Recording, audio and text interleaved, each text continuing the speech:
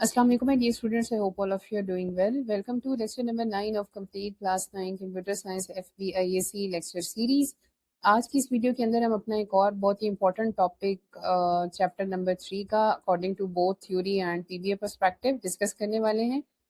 और उसके अंदर हम ये देखेंगे कि एक फंक्शन होता क्या है, हम क्यों यूज़ करते हैं, कैसे फंक्शन क्रिएट होता है, आर्ग्यूमेंट कैसे एक्सेप्ट करता है, लोकल और ग्लोबल वेरिएबल्स क्या हैं, उनका डिफरेंस क्या है, और किस तरीके से एक फंक्शन वैल्यू को रिटर्न कर सकता है। एंड एट द एंड हम अपना एक प्रोग्राम लिखेंगे जिसके अंदर हम इन तमाम कॉन्सेप्ट्स को यूज़ करके देखेंगे कि एक्चुअली ये किस तरीके से यूज़ होते हैं।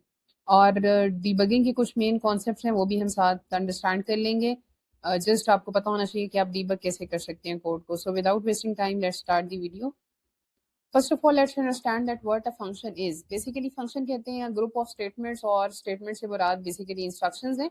यानी कि आप क्या करें कि आपने कोई अगर स्पेसिफिक एक टास्क परफॉर्म कराना है, एक स्पेसिफिक काम परफॉर्म करवाना है, तो आप उसका जो कोड है वो एक ब्लॉक ऑफ कोड बना के फंक्शन की फॉर्म में लिख दें। और फिर आपको जितनी डिफरेंट प्लेसेस पे वो टास्क स्पेसिफिक परफॉर्म करना हो तो आप सिंपली उस फंक्शन को कॉल कर लें। इसको अंडरस्टैंड करते हैं एक एग्जाम्पल के through. For example most of the websites जो हम बनाते हैं या अगर हमारे सिस्टम्स बनते हैं, एलएमएस लर्निंग मैनेजमेंट सिस्टम्स हो गए, ये जितने भी सिस्टम्स बनाए जाते हैं उनके अंदर मोस्ट ऑफ द टाइम कुछ ऐसे काम होते हैं जो हमें परफॉर्म करने होते हैं कि यूजर लॉग इन कर सके, यूजर को इंसर्ट कर सके, यूजर साइन अप कर सके या यूजर रजिस्टर कर सके। तो ये सब क्या है, ये स्पेसिफिक टास्क हैं जो हम चाहते हैं कि मल्टीपल जगह पे हमारे सिस्टम के अंदर यूज होंगे, यानी यूजर वो एक्शन परफॉर्म करेगा। अब बजाय इसके कि हम ये टास्क या कोड बार बार डिफरेंट जगह पे रिपीट करें, हम इनके डिफरेंट फंक्शंस बना रहे और उस फंक्शन को फिर हम सिंपली कॉल करके उससे वो काम परफॉर्म करवा सकते हैं। फॉर एग्जाम्पल लॉगिन कराना है तो लॉगिन का एक फंक्शन बना लें, साइन अप करवाना है उसका एक फंक्शन बना लें, रजिस्ट्रेशन यूजर रजिस्ट्रेशन जैसे होती है तो उसका एक फंक्शन बना लें। मतलब जो एक स्पेसिफिक टास्क है जो हमें पता है कि हाँ इस टास्क के अंदर हमें यही स्टेप्स हैं जो रिपीट करने होंगे या यही एक्शन परफॉर्म करने होंगे, तो बजाय इसके कि हम उन्हें बार बार रिपीट करें कोड को और उन सेट ऑफ इंस्ट्रक्शंस को, उनका एक ब्लॉक ऑफ कोड बना दें और उन्हें इजीली अपनी रिक्वायरमेंट के मुताबिक यूज कर लें। और इसका मकसद क्या होता है, ताकि हम अपने कोड के अंदर एक तो मॉड्यूलैरिटी ऐड कर सकें। मॉड्यूलैरिटी का मतलब क्या होता है कि उसके अलग अलग मॉड्यूल्स यानी हिस्से बना दें, उससे मैनेज करना भी आसान हो जाएगा और हमारा सेम कोड हमें बार बार रिपीट नहीं करना पड़ेगा, बल्कि एक दफा लिख के हम उसे मल्टीपल प्लेसेस पे कॉल करा के इस्तेमाल कर सकते हैं। नेक्स्ट हमारे पास है that why we use function, यानी फंक्शन हमें रिक्वायर क्यों है। पहली बात तो ऑलरेडी हम डिस्कस कर चुके हैं कि हम कोड को एक दफ़ा लिखेंगे और हमें बार बार जो है वो उसको लिखने की ज़रूरत नहीं पड़ेगी। We can use it at multiple places. So हम अपनी रिक्वायरमेंट के मुताबिक उस सेम कोड को बार बार फंक्शन कॉल करके एग्जीक्यूट करवा सकते हैं विदाउट री राइटिंग इट। इससे कोड का साइज भी छोटा हो जाएगा, यानी आपके प्रोग्राम का साइज छोटा हो जाएगा, सिंपल भी हो जाएगा, अंडरस्टैंडिंग भी बेहतर हो जाएगी। रीडेबिलिटी का मतलब कि कोई और जब आपके प्रोग्राम को देखे या इवन कि आप भी जब अपने प्रोग्राम को देखें तो आपके लिए उसको अंडरस्टैंड करना और रीड करना और समझना आसान हो। क्योंकि अगर एक ही कोड 10 जगह पे रिपीट हो रहा है तो वो कोड को कॉम्प्लेक्स भी बना देगा और उसे मैनेज करना भी मुश्किल हो जाएगा। प्लस एक और पॉइंट कि एरर फाइंडिंग भी मुश्किल हो जाएगी। अब यहाँ क्या है कि आपने एक फंक्शन बनाया है और आप एक फंक्शन के अंदर जो काम करा रहे हैं, अब अगर आपने कोई चेंज करना है तो आप एक जगह चेंज करोगे, 10 जगह अगर आपने कॉल किया तो वो ऑटोमेटिकली वहाँ अपडेट हो जाएगा। आपको एक एक जगह जाके, फॉर एग्जांपल अगर आपने फंक्शन नहीं बनाया और सेट ऑफ इंस्ट्रक्शन 10 जगह पे रिपीट हो रही हैं तो आपको 10 जगह पे जाके चेंज नहीं करना पड़ेगा। आप एक जगह चेंज करेंगे, 10 जगह पे ऑटोमेटिकली चेंज हो जाएगा। इससे आपकी कोड की मेंटेनेंस यानी प्रोग्राम की जो मेंटेनेंस है वो भी आसान हो जाएगी। प्लस आपके पास अगर कोई चेंज करना है तो वो भी आपके लिए आसान हो जाएगा। एरर फाइंडिंग भी आसान हो जाएगी, क्योंकि एरर भी फाइंड करना होगा तो आपको पता होगा इस ब्लॉक ऑफ कोड के अंदर जाके मैंने चेक करना है कि क्या एरर है और आप इजीली उसको रिजॉल्व कर पाओगे। तो ये सारे बेनिफिट्स मिलके आपके क्लास प्रोग्राम को मैनेज करना आसान बना देते हैं। और यही वजह है कि हम फंक्शंस को एक इम्पॉर्टेंट फैक्टर या एक important structure of programming language कहते हैं, चाहे वो कोई भी प्रोग्रामिंग लैंग्वेज हो। जस्ट थोड़ा बहुत सिंटेक्स का डिफरेंस होता है बट काम ये सारे सेम ही होते हैं। कि फंक्शन के बेनिफिट्स यही होते हैं कि फंक्शन आपको एक एबिलिटी प्रोवाइड कर देता है कि आप अपने प्रोग्राम को ज़्यादा इजीली और एफिशिएंटली मैनेज कर सकते हो। फंक्शन की मेनली दो टाइप्स होती हैं, एक बिल्ट इन फंक्शन और एक यूजर डिफाइंड फंक्शन। ऑल दो हम अपने आगे से यूजर डिफाइंड फंक्शन ही बनाना सीखेंगे, क्योंकि बिल्ट इन फंक्शन वो होते हैं जो ऑलरेडी आपकी किसी भी प्रोग्रामिंग लैंग्वेज के अंदर बना दिए गए हैं, यानी उनका वो ब्लॉक ऑफ कोड पहले से लिख दिया गया है, आपने जस्ट उन्हें कॉल करने और उन्हें इस्तेमाल करना है। यानी आपको वो ब्लॉक ऑफ कोड लिखने की जरूरत नहीं होगी। बहुत सारे ऐसे कॉमन फंक्शंस हैं जो हमें पता है कि हमें रिक्वायर होते हैं, तो इसलिए उनका ब्लॉक ऑफ कोड पहले से लिख दिया गया है। लेकिन हर फंक्शन पहले से मौजूद नहीं होता, कई दफ़ा हमारी रिक्वायरमेंट जैसी होती है वैसा फंक्शन नहीं होता, इसलिए फिर हम यूज़र डिफाइंड फंक्शन इस्तेमाल करते हैं। बिल्ट इन फंक्शन आप लोग ऑलरेडी यूज़ भी कर चुके हैं। प्रॉम्प्ट हमारा एक फंक्शन था जो हमने ऑलरेडी इस्तेमाल किया। इसी तरह इनपुट का फंक्शन होता है जो हम इस्तेमाल कर सकते हैं। जो प्रॉम्प्ट का फंक्शन है और इनपुट का फंक्शन है, आपको इन दोनों में बेसिकली एक कॉमन चीज़ नज़र आ रही है, that is the small brackets. अब ये पैरेंथेसिस जो है, ये स्मॉल ब्रैकेट्स जो हमारी यूज़ करते हैं, ये फंक्शन की पहचान होती है। जहाँ भी आपको किसी भी जो वर्ड है उसके साथ ये नजर आए तो आपको फौरन समझ जाना चाहिए कि दिस इज अ फंक्शन, क्योंकि यही फंक्शन की पहचान होती है। इवन कि वो फंक्शन कोई पैरामीटर से मुराद की कोई इनपुट एक्सेप्ट कर रहा है या नहीं कर रहा, लेकिन फिर भी उसके आगे ये ब्रैकेट्स जरूर लगी होंगी। और इन तमाम बिल्ट इन फंक्शन को, इसी तरह और बहुत सारे फंक्शन हैं जो अवेलेबल हैं, मैथ्स के कुछ फंक्शन हैं जो अवेलेबल हैं, हम यूज़ कर सकते हैं। यानी रिक्वायरमेंट के मुताबिक बहुत सारे कॉमन फंक्शंस ऑलरेडी बना दिए गए हैं। अगर आपको ज़रूरत होगी तो आप सिर्फ उन फंक्शन को पहले तो समझोगे कि कौन कौन से फंक्शन अवेलेबल हैं, और फिर आप सिर्फ उन्हें कॉल कराओगे और उनका ब्लॉक ऑफ कोड आपको खुद लिखने की ज़रूरत नहीं पड़ेगी, वो ऑलरेडी आपकी प्रोग्रामिंग लैंग्वेज के अंदर लिखा होगा। तो ये होते हैं हमारे बिल्ट इन फंक्शन। उसके बाद आते हैं user defined function, second type of function. और ये यूजर डिफाइंड फंक्शन वो फंक्शंस होते हैं जो कि हम अपनी रिक्वायरमेंट के मुताबिक खुद डिफाइन करते हैं। यानी इसका वो ब्लॉक ऑफ कोड हम खुद लिखते हैं और फिर इसे कॉल करवा लेते हैं। यानी वहां में सिर्फ कॉल करनी होती है, यहाँ में डेफिनेशन भी खुद लिखनी होती है। जैसा कि आपको यहाँ डायग्रामेटिकली भी नजर आ रहा है कि सबसे पहले हम फंक्शन का कीवर्ड लिखते हैं, उसके बाद अपने फंक्शन का नाम लिखते हैं, उसके बाद ये ब्रैकेट्स डालते हैं, that is the compulsory part, small brackets parenthesis. इनके अंदर आप पैरामीटर पास कर भी कर सकते हैं और इनको बगैर पैरामीटर के भी यूज कर सकते हैं, जैसे आपको यहाँ नजर आ रहा है। और उसके बाद ये जो करली ब्रैकेट्स हैं, इसके अंदर वो ब्लॉक ऑफ कोड, यानी वो सेट ऑफ इंस्ट्रक्शंस जो हमने रिपीट करानी होती हैं, वो हम, या जो एग्जीक्यूट करानी होती है बेसिकली हमने, वो हम लिख देते हैं। जैसे यहाँ पर सिर्फ हमने एक अलर्ट लिखा हुआ है, आपकी मर्जी, आप एक स्टेटमेंट लिखो, 10 लिखो, कोई रिस्ट्रिक्शंस नहीं है। यानी बस समझना ये है कि फंक्शन के कीवर्ड के बाद फंक्शन का नेम लिखना है, उसके बाद पैरेंथेसिस डालनी है, स्क्वायर ब्रैकेट, कर्ली ब्रैकेट्स डालनी है, और उसके अंदर अपनी ब्लॉक ऑफ कोड लिख देना है, तो आपका फंक्शन का डिफाइन हो जाएगा। इस पूरे पार्ट को हम कहते हैं फंक्शन डेफिनेशन। उसके बाद इसको कॉल करना होता है। कॉल हमेशा क्या होती है, सिर्फ आप फंक्शन का नाम लिखें और आगे ब्रैकेट डाल दें तो ये फंक्शन कॉल हो जाएगी। अगर वो पैरामीटर एक्सेप्ट कर रहा है तो उसको आप पास भी करेंगे, इसको हम आगे समझेंगे भी। बट मेनली ये है कि फंक्शन कॉल हमेशा एग्जैक्ट वही नेम जो आपने ऊपर फंक्शन का रखा है, वही जब आप लिख देंगे नीचे जाके, यानी ब्लॉक ऑफ कोड से बाहर, ब्रैकेट जहाँ क्लोज हो रही है उससे बाहर कहीं भी, प्रोग्राम के किसी भी हिस्से में, और उसके बाद आप सिर्फ ये स्मॉल ब्रैकेट पैरेंथेसिस डाल देंगे तो ये फंक्शन कॉल कंसिडर होगी। अब इन्हें प्रैक्टिकली अंडरस्टैंड करने से पहले एक और इम्पॉर्टेंट कॉन्सेप्ट है जो आपको पता होना चाहिए, और थियोरेटिकल पर्सपेक्टिव से आपसे पूछा जा सकता है, इवन के ऑब्जेक्टिव में पूछा जा सकता है, कि लोकल और ग्लोबल वेरिएबल कौन से होते हैं। बेसिकली लोकल वेरिएबल वो होते हैं जो आप फंक्शन की ब्रैकेट के अंदर ही डिक्लेयर और डिफाइन करते हो और उन्हें इस्तेमाल करते हो। यानी जो आपकी कर्ली ब्रैकेट्स हैं उनके अंदर डिक्लेयर और इनिशियलाइज होंगे फंक्शन डेफिनेशन के वक्त, वो आपके लोकल वेरिएबल कहलाएंगे। और वो वेरिएबल आप फंक्शन की उन ब्रैकेट से बाहर इस्तेमाल नहीं कर सकते, यानी आउटसाइड द फंक्शन आप उनको एक्सेस नहीं कर सकते। और ये फंक्शन बनते भी तब हैं जब फंक्शन की डेफिनेशन एग्जीक्यूट होती है, यानी जब आप फंक्शन को कॉल करते हो और फंक्शन कॉल पे जब आपका कंट्रोल जो है वो इस फंक्शन डेफिनेशन के पास जाता है और इस लाइन को एग्जीक्यूट करता है, तो उसके बाद ये फंक्शन क्रिएट, जो वेरिएबल्स हैं ये क्रिएट होते हैं। और जैसे ही ये क्लोजिंग ब्रैकेट से, यानी ब्लॉक ऑफ कोड ही जो आपका फंक्शन डेफिनेशन का ब्लॉक ऑफ कोड है उसकी जो क्लोजिंग ब्रैकेट है उससे बाहर निकलेंगे तो ये डिस्ट्रॉय हो जाएंगे, यानी इनकी मेमोरी खत्म हो जाएगी। सो ये होते हैं लोकल वेरिएबल। लेकिन वो वेरिएबल जो आपने किसी भी फंक्शन डेफिनेशन से बाहर लिखे होते हैं, यानी इन जनरल प्रोग्राम की बॉडी के अंदर लिखे होते हैं, ये आपके जो फंक्शंस हैं ये आपके global variables, basically global variables कहलाते हैं। और ये वेरिएबल्स आप कहीं भी एक्सेस कर सकते हो, आप फंक्शन के अंदर भी एक्सेस कर सकते हो, फंक्शन से बाहर भी एक्सेस कर सकते हो। और ये मेमोरी में तब तक रहते हैं जब तक आपका प्रोग्राम रन हो रहा होता है, और जैसे ही आपका प्रोग्राम क्लोज होता है तो उसके बाद इनकी मेमोरी खत्म होती है। तो ये मेन डिफरेंस है बिटवीन लोकल एंड ग्लोबल, कि लोकल का जो स्कोप है वो लिमिटेड होता है, ये सिर्फ within the function definition, यानी within the block of code ही इस्तेमाल हो सकते हैं, उससे बाहर नहीं हो सकते। जबकि मेनली ग्लोबल जो है वो हमेशा डिक्लेयर या इनिशियलाइज फंक्शन की बॉडी से बाहर होते हैं, यानी मेन प्रोग्राम के अंदर होते हैं, और आप इन्हें कहीं भी इस्तेमाल कर सकते हो। हमारे पास बेसिक स्ट्रक्चर वही है कि हमने अपना HTML का हेड, टाइटल, बॉडी, और बॉडी के अंदर स्क्रिप्ट का टैग लिखा। अब हमने एक सारा काम स्क्रिप्ट के टैग के अंदर करना है। तो सबसे पहले तो हमें पता है कि हम फंक्शन का कीवर्ड लिखेंगे, उसके बाद हमें फंक्शन का नाम, फॉर एग्जांपल मैंने एक फंक्शन सिंपल ग्रीट के नाम से क्रिएट किया। फंक्शन की पहचान होती है कि स्मॉल ब्रैकेट पैरेंथेसिस डालनी है और उसके बाद ब्लॉक ऑफ द कोड। ये ब्लॉक ऑफ द कोड के अंदर मैं सिंपली एक अलर्ट मैसेज जो है वो प्रिंट करा रही हूँ, और इस अलर्ट के अंदर मैं सिंपली क्या लिख रही हूँ, हेलो स्टूडेंट्स।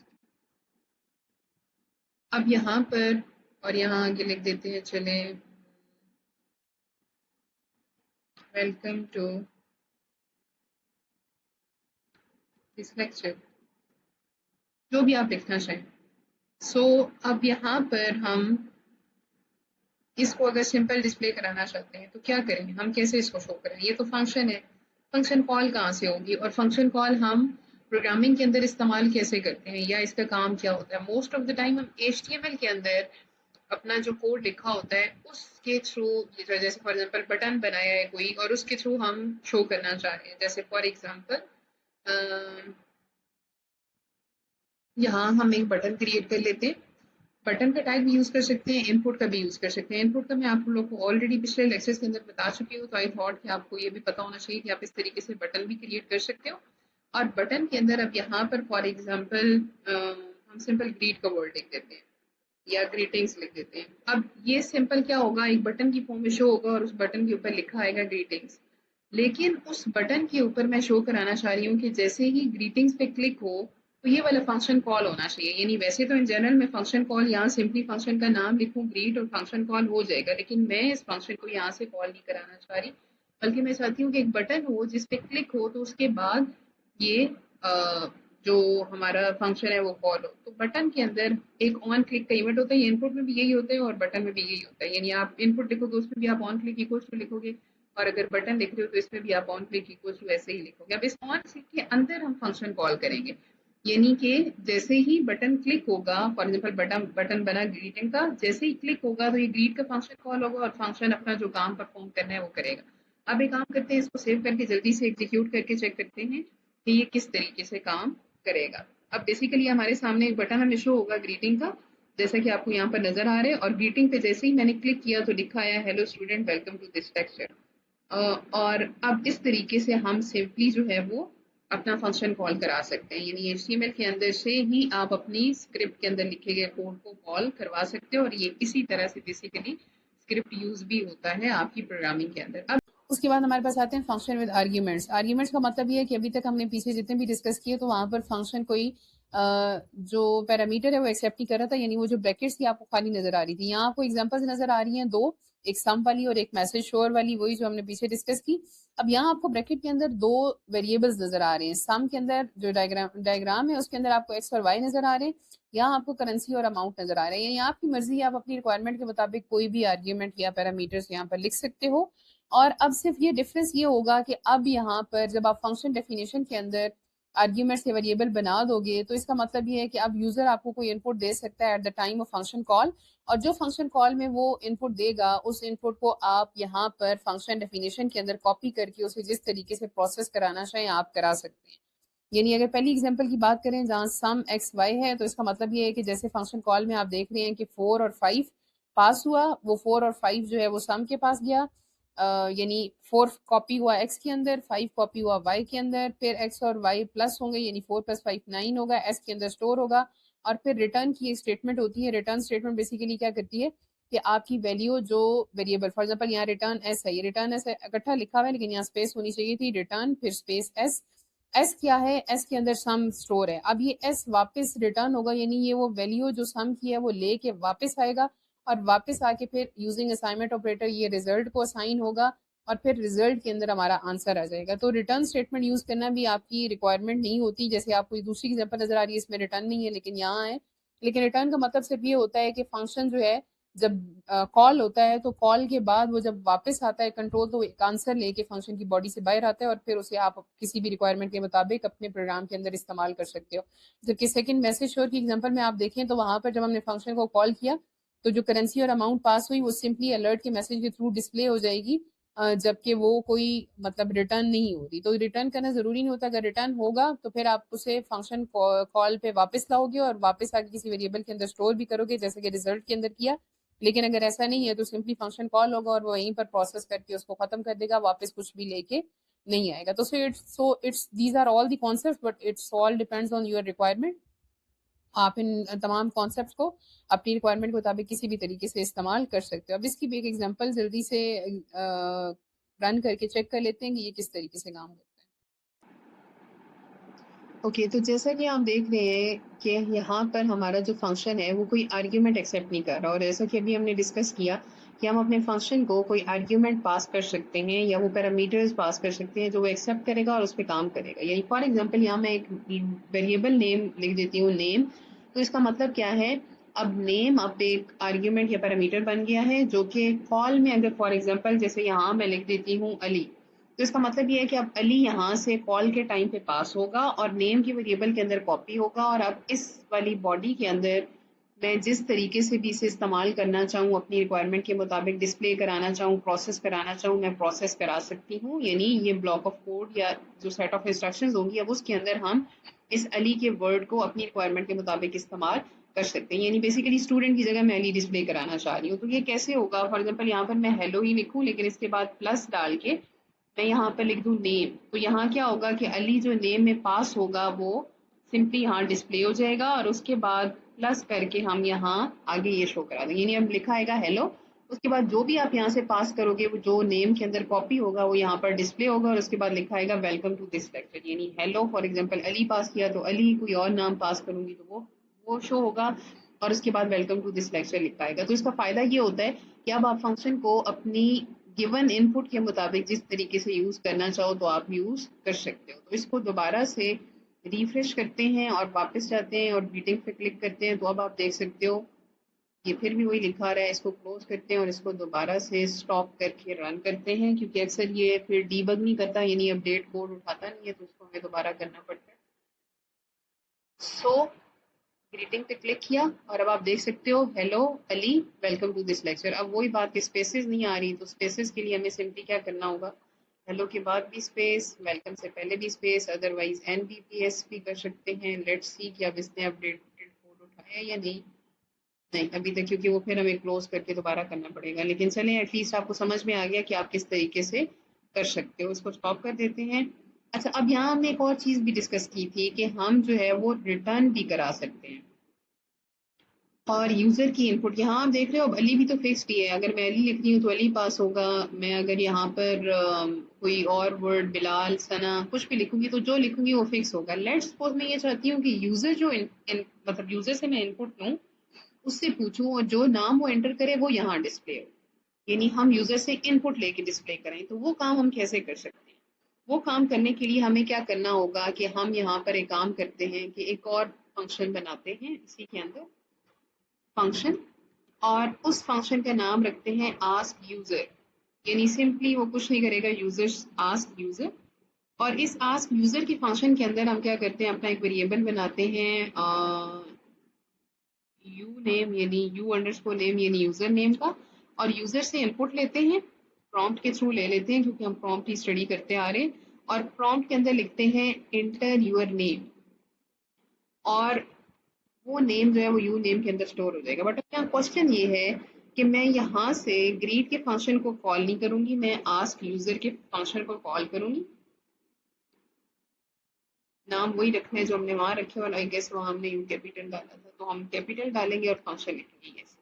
अब यहाँ क्या हो रहा है, ग्रीटिंग के फंक्शंस जो फंक्शन बटन है उस पर मैं आस्क यूजर के फंक्शन को कॉल कर रही हूँ, लेकिन आस्क यूजर तो सिर्फ इनपुट ले रहा है। अब इस इनपुट को यहाँ से लेके मैं यहाँ कैसे दूँ? तो मैं क्या कर सकती हूँ कि एक फंक्शन के अंदर से दूसरे फंक्शन को कॉल कर सकती हूँ। क्यों? क्योंकि ये फंक्शन दोनों कॉमन स्क्रिप्ट के अंदर है, तो इस फंक्शन के अंदर से मैं इस फंक्शन को कॉल कर सकती हूँ। सो इसके अंदर से इसको कॉल करने के लिए सिंपली मुझे क्या करना होगा, मुझे सिंपली ग्रीट का वर्ड लिखना है, और उसने क्योंकि पैरामीटर एक्सेप्ट करना है तो वो पैरामीटर कौन सा होगा जो यहाँ से मैं रीड करूंगी वो मैं इसको पास कर दूंगी। यानी अब क्या होगा, कॉल यहाँ से आएगी, यानी ग्रीटिंग के बटन को हम क्लिक करेंगे, आस्क यूजर का फंक्शन कॉल होगा, आस्क यूजर का फंक्शन नेम इनपुट कराएगा, जो नेम इनपुट कराएगा वो ग्रीट को पास कर देगा, और ग्रीट क्या करेगा, जो नेम के अंदर कॉपी होगा उसको यहाँ डिस्प्ले कर देगा। यानी कि अब ये घूम के आएगा, यानी आस्क यूजर के पास आएगा, आस्क यूजर के अंदर से ग्रीट कॉल होगा, और फिर ग्रीटिंग जो है वो हमें शो होगी। तो जल्दी से इसको रन करके चेक करते हैं कि actually how it's gonna work. So यहाँ पर ग्रीटिंग का मैंने क्लिक किया और ग्रीटिंग के बाद लिखा है enter your name. For example मैं नेम एंटर कर देती हूँ अनम। अब ओके किया तो आप देख सकते हैं यहाँ लिखा है hello Anam, welcome to this lecture. So हमने क्या किया, हम एक फंक्शन के अंदर से दूसरे फंक्शन को कॉल कर रहे हैं, तो इस तरीके से भी हम काम परफॉर्म कर सकते हैं अपनी रिक्वायरमेंट के मुताबिक। एक चीज रह गई है जो हमने कवर नहीं की, जल्दी से उसको भी कर लेते हैं, रिटर्न कराना। लेट्स सपोज मैं यहाँ शो नहीं कराना चाह रही अलर्ट बॉक्स, इसी के अंदर शो कराना चाह रही हूँ, तो यहाँ क्या करें, बजाय अलर्ट यहाँ यूज करने के, इसको यहाँ मैं लिख देती हूँ रिटर्न। रिटर्न क्या करेगा, अब रिटर्न ये पूरी वाली स्टेटमेंट यहाँ से कॉपी करेगा, यानी उठाएगा और लेके वापस इधर आ जाएगा, यानी अब अलर्ट तो शो नहीं हो रहा। और यहाँ मैं क्या करूँ, यहाँ मैं एक और वेरिएबल क्रिएट करूँ, फॉर एग्जांपल उसका नाम मैं रख लेती हूँ रिजल्ट। और ये रिजल्ट अब क्या करेगा, जो रिटर्न का रिटर्न स्टेटमेंट है बेसिकली, ये यहाँ से पूरी स्ट्रिंग लेके वापस यहाँ आएगी। जब फंक्शन, यानी पहले क्या होगा, आस्क यूजर कॉल होगा, आस्क यूजर इनपुट लेगा, इनपुट लेने के बाद फंक्शन कॉल होगी, कॉल के बाद यहाँ चला जाएगा, यहाँ से जब इसे पता चलेगा मैंने रिटर्न करना है, तो जब इसके पास वापस आएगा तो वापस आंसर लेके आएगा, और जो वो लेके आएगा वो रिजल्ट के अंदर शो हो जाएगा। अब मुझे कैसे पता चलेगा, वो तो सिर्फ रिजल्ट के अंदर स्टोर हो रहा है। तो मैं यहाँ इसके बाद क्या करूँ, अलर्ट के अंदर जो है वो अपना रिजल्ट शो करा दो, यानी अलर्ट के अंदर सिंपली अपने रिजल्ट की जो वैल्यू है वो हम यहाँ शो करा दें, तो सिंपली क्या होगा कि हमारे पास जो वहां से रिटर्न हुई स्टेटमेंट थी वो यहाँ शो हो जाएगी। तो एक काम करते हैं, इसको फिर स्टॉप करते हैं और फिर से एग्जीक्यूट करते हैं और चेक करते हैं कि क्या इस तरीके से हमारा रिजल्ट शो हो सकता है। Let's execute it again. Okay, मैंने ग्रीटिंग पे क्लिक किया, इनपुट आया, मैं एंटर करती हूँ बिलाल। ओके, तो आप देख सकते हैं same result, hello Bilal welcome to this lecture. यानी बताने का मकसद सिर्फ ये है कि आप इस तरीके से रिटर्न स्टेटमेंट भी यूज कर सकते हो, और रिटर्न के थ्रू आप जो रिटर्न कराना चाहो वो रिटर्न करा सकते हो। अब सीक्वेंस वही है, ऑन क्लिक पे हमने सिंपली क्लिक किया, आस्क यूजर के पास गया, इनपुट ली, इनपुट के बाद फंक्शन कॉल की, फंक्शन ने कॉल करके रिटर्न लेके आया, जो रिटर्न था वो हमने यहाँ डिस्प्ले करा दिया। फर्क तो नहीं पड़ता, बट आप अपनी रिक्वायरमेंट के मुताबिक अगर इस तरीके से रिटर्न करके यूज करना चाहते हैं तो आप कर सकते हो। मोस्ट ऑफ द टाइम हम रिटर्न तब यूज करते हैं जब हम रिटर्न करके अपनी main body of the script जो है उसके अंदर लाना चाह रहे हैं और उसके अंदर यूज करना चाह रहे हो, तब हम रिटर्न इस्तेमाल करते हैं। बट यहाँ बताने का मकसद सिर्फ ये है कि हाउ रिटर्न वर्क्स। तो आई होप कि आपको ये जो कॉन्सेप्ट है वो क्लियर हो गया होगा कि रिटर्न किस तरीके से काम करता है और फंक्शन किस तरीके से कॉल होते हैं और किस तरीके से यूज होते हैं। उसके बाद आपका जो टॉपिक है बुक के अंदर वो है डीबग द कोड का। डीबग द कोड क्या है, कुछ कॉमन फीचर्स हैं जो डीबगिंग की ऑप्शंस अवेलेबल होती हैं वीएस कोड के अंदर, आप यूज़ कर सकते हो, और वो ये है जो आपको ये यहाँ टॉप पे शो आ रही है। देखो मैं इसके ऊपर अगर ग्रीन पे लेके जाती हूँ तो आप देख रहे हो यहाँ रीस्टार्ट लिखा हुआ है, यानी जब मैं इस पर क्लिक करती हूँ तो ये दोबारा से कोड को रीस्टार्ट कर देता है। इसी तरह यहाँ ऑप्शन अवेलेबल है, ये जो अक्सर हम यूज़ करते हैं, ये स्टॉप की है, मैं इस पर स्टॉप पे क्लिक करूंगी तो सिंपली कोड की जो एग्जीक्यूशन है वो स्टॉप हो जाएगी, यानी क्लोज हो जाएगी, और फिर हम उसे रीस्टार्ट कर सकते हैं। इसके अलावा आपको यहाँ पॉज की ऑप्शन नजर आ रही है, अगर आप पॉज करना चाहते हैं तो आप पॉज भी कर सकते हैं। Step over, step in, step into, ये सारे क्या होते हैं, अगर आप कोड को डिफरेंट तरीके से, यानी कोड की एग्जीक्यूशन फंक्शन के अंदर नहीं जाना चाहते हो, किसी फंक्शन की डेफिनेशन को स्किप करना चाहते हो, तो अपनी रिक्वायरमेंट के मुताबिक आप ये वाले बटन भी यूज कर सकते हो। आपके लेवल तक आपको बस ये तीन अच्छे से पता होने चाहिए, ये रीस्टार्ट का है, ये स्टॉप का है, ये पॉज का है, और इसके अलावा एक और ऑप्शन, जैसे यहाँ आप देखिए मैं जहाँ लेके जा रही हूँ कर्सर, तो एक रेड सा आइकन आ रहा है। ये रेड आइकन किस लिए है, ये ब्रेक पॉइंट ऐड करने के लिए। फॉर एग्जांपल यहाँ पर मैं अगर ऐड करती हूँ यहाँ पर एक ब्रेक पॉइंट, तो अब क्या होगा कि मेरा कोड जो है वो जब रन होगा तो वो इस पॉइंट पे आके स्टॉप हो जाएगा और इससे आगे एग्जीक्यूट नहीं होगा। सिमिलरली आप डिफरेंट जगह पे डिफरेंट ब्रेक पॉइंट ऐड करके चेक कर सकते हो। ये हम क्यों करते हैं, क्योंकि जहाँ आप ब्रेक पॉइंट ऐड करते हो आपका कोड वहां तक एग्जीक्यूट होकर स्टॉप हो जाता है, तो आप वहां तक की आउटपुट को एनालाइज कर सकते हो कि यहाँ तक मुझे जैसी आउटपुट चाहिए थी वैसी आ रही है या नहीं आ रही। अगर वैसी नहीं आ रही तो आपको पता चल जाएगा कि एरर इससे पहले है, और अगर वहां तक ठीक आ रही है तो आपको पता चल जाएगा अच्छा इससे आगे वाले में कोई एरर होगा। तो आप डिफरेंट ब्रेक पॉइंट ऐड करके अपने कोड की एग्जीक्यूशन को अलग अलग पार्ट्स में रन करके चेक कर सकते हो। इससे आपको ये फायदा होगा कि आपको पता चल जाएगा कि एरर इससे पहले वाले कोड में है या इससे बाद वाले कोड में है, और इस तरीके से आपके लिए जो एरर है वो फाइंड करना आसान होगा। बेसिकली डीबग का मतलब यही होता है, the process of finding error. Debugging is the process of finding error. So in different multiple methods को यूज करके या इन जो ऑप्शन है इनको यूज करके आप एरर या अपने प्रोग्राम के अंदर कोई जो लॉजिकल मिस्टेक है वो इजीली फाइंड कर सकते हैं। आई होप आज की वीडियो आपके लिए हेल्पफुल होगी। If you have any problem और any question you can ask me in the comment section. Do like, share and subscribe my channel if you found my videos useful. Thank you for watching.